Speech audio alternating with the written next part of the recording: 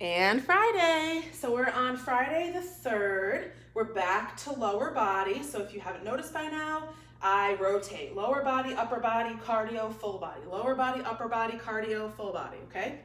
So we're back to lower body. We have two parts. We have a complex, which is 30 to 60 reps of the complex. And then part 2 is gonna be 50 to 100 reps of air squats, 50 to 100 reps of dead bugs, okay? So our complex is straight leg deadlift, reverse lunges, front rack squat, calf raise. Deadlift, reverse lunge, squat, calf raise. Deadlift, reverse lunge, front rack squat, calf raise. 1. Deadlift, reverse lunge, front rack squat, calf raise. 2. Deadlift, reverse lunge, front rack squat, calf raise. Okay, part 2, we have our air squats, or you can hit the chair, and our dead bugs.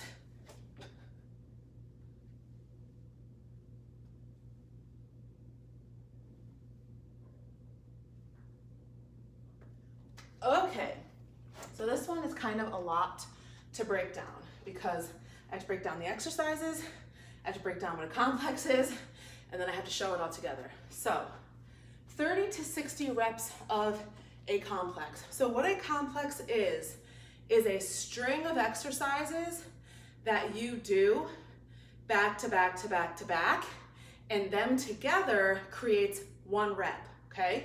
So if I did jumping jack, kick, kick, jumping jack 1, jumping jack, kick, kick, jumping jack 2.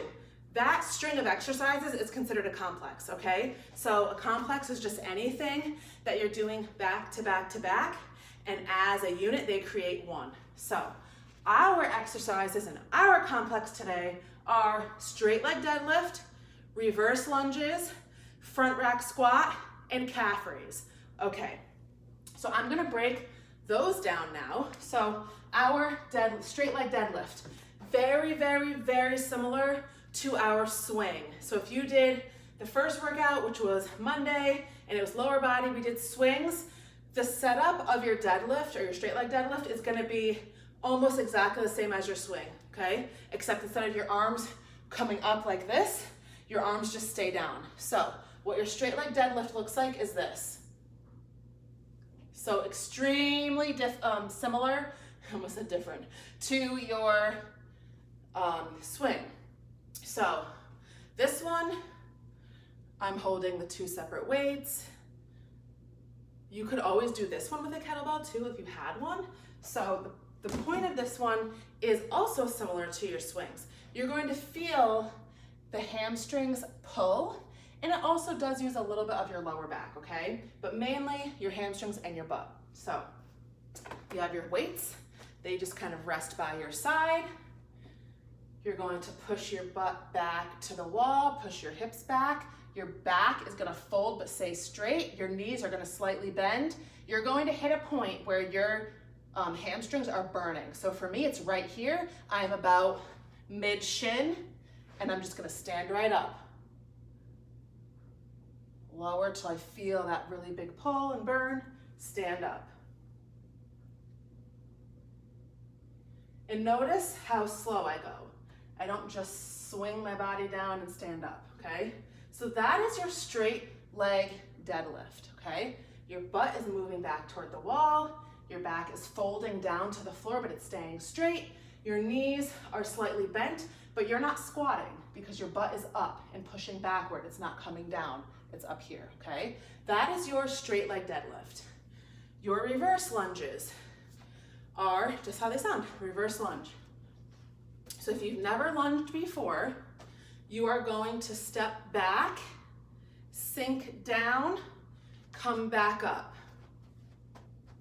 Step backward, sink down, come back up. Now, with your lunge, you want to make sure that your feet are railroad, which means they look like this, and not tightrope, which looks like this. So when you step backward, do not step behind that front foot. When you step backward, you can still see your foot and you're in railroad. You're gonna sink down 90 degree, 90 degree, go back to start. You're gonna do the other, same thing with the other side. Step back where you can still see both your feet, sink down, come back, okay? So with these, besides your feet, you wanna make sure that your back is staying straight. So when you drop your legs down, you don't wanna hunch down. You don't wanna do that. You also don't wanna keep that back leg straight. It should be 90 degree, 90 degree. Your back is up. Your hips are pointing forward. Your toes are pointing forward. Your knees are forward. Your knees are not caving in. Your knees are not bowing out, okay? So that's your lunge. Front rack squat is our squat with a front rack. Front rack means the weights are up by your shoulders. They're in the front of your body. Okay, so I always like to rest them on my shoulders so they're tilted slightly upward, because if you were doing this with a barbell, you would have to have your elbows like this for the barbell to be in the right position. So I just tend to do that, not as severely, but even when I have just dumbbells, that's your proper front rack position. And then a calf raise, so I just keep my weights in front rack and I go up on my toes. Just go up on your toes. Okay, so how do you string them together to make a complex? This is what your complex looks like from the front and from the side. Straight leg deadlift, reverse lunge, step out. Front rack squat, calf raise, 1, deadlift, reverse lunge, front rack, squat, calf raise. Straight leg deadlift, reverse lunge,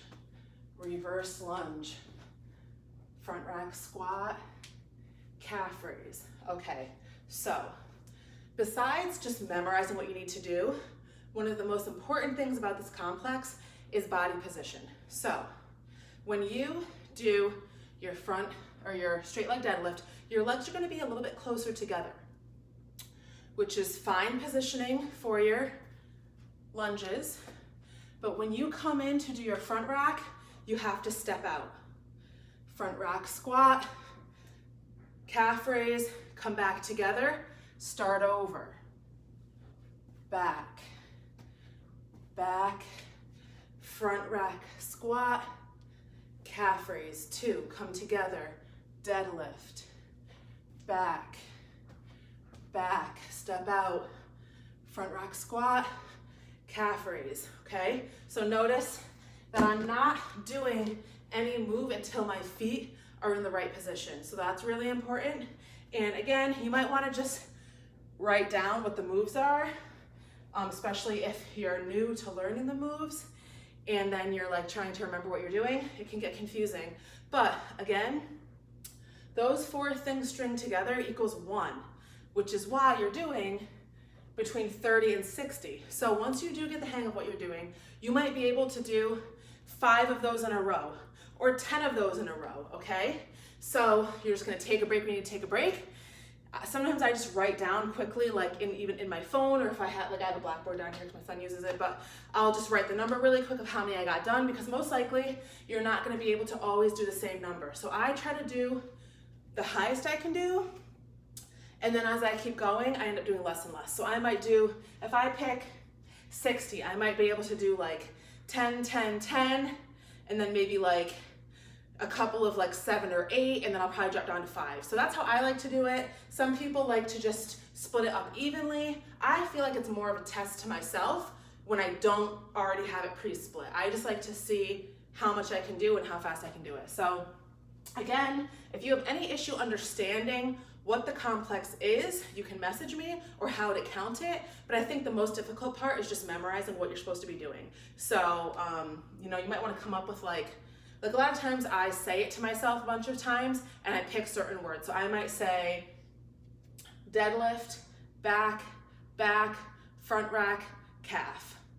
And I might just keep repeating that, and that's how I'll remember it. For you, it might be something totally different. Again, you might just want to write it down and look at it, but that's that part.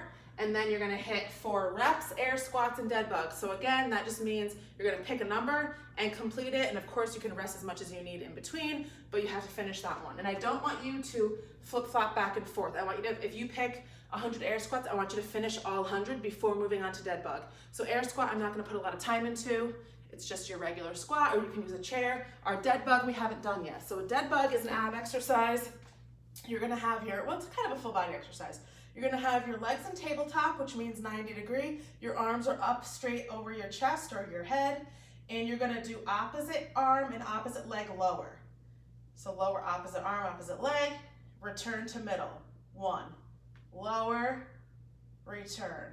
2, lower, return, lower, return. So that one is a pretty simple one. You just wanna make sure when you're doing it that you're not ever touching the ground. So when you lower your leg and your arm, neither one touches the ground. So they're hovering above the ground, return to the middle, hover above the ground, return to the middle, okay? That is your week 1